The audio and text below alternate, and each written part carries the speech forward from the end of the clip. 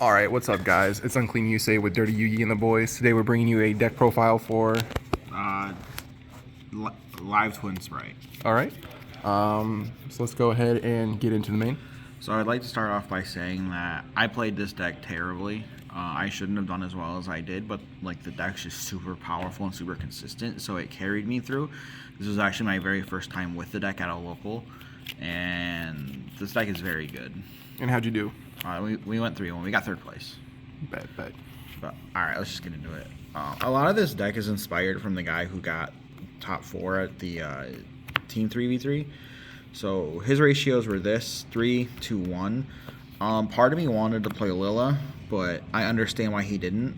The lil-la treat. This card summons this. Okay, so first off, the combos in this deck are nuts. This deck is super consistent. Any of these plus I guess next part is any Spright card just does like the full combo. But this card's really cool because when you summon this and then they attempt to go advantage, you can banish this from graveyard if you can control an evil twin and you can draw a card. So it's like you draw a card off this and you draw a card off the evil twin kis-lakill. So it's like you're constantly drawing cards. Like you're drawing 3 cards before your actual turn, before you draw for a turn. So it's really cool. But it's 3 blue, 3 jet, 2 red, 1 carrot. This was the correct Spright ratio. You have to play 2 of this now. And then jet, blue, yeah. But yeah. I wanted to play lil-la treat. It came up one time where I got interrupted, and I on the kis-lakill normal summon, and I had the Sunny Snitch, and I'm like, damn, it would be really cool if I could just search lil-la treat and just continue the full combo, but I just didn't have those cards, so it was fine. I ended up losing that game, so it was that one match that I lost.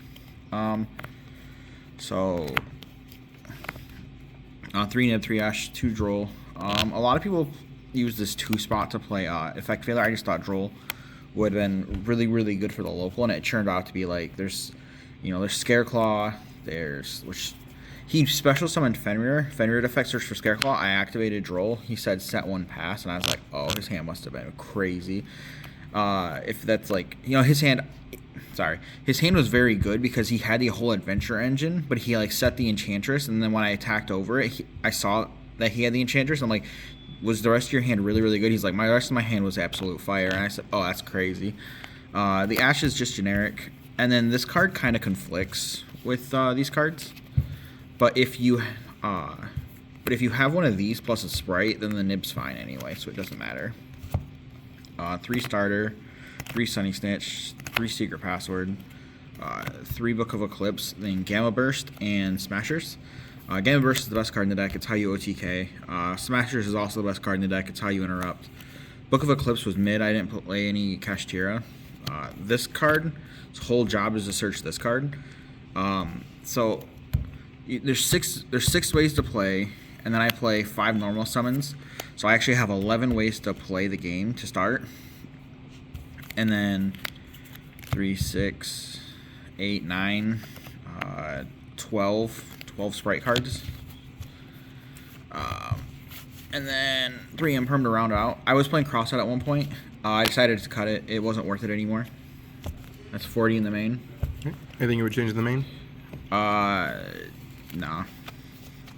The extra deck, my extra deck was bad. So this is just the correct ratio, the 3-2-1. Some people just like, I see people play this deck and they're like, yeah, I never make this card. And I'm like, bro, this card was so good. Attacking, tagging out, summoning the 2, pop, draw, activating Gamma Burst, so the rest of my field is nuts, and it's just an OTK. For anyone who doesn't know, this card summons this, and then when this card is summoned, you control this, it pops.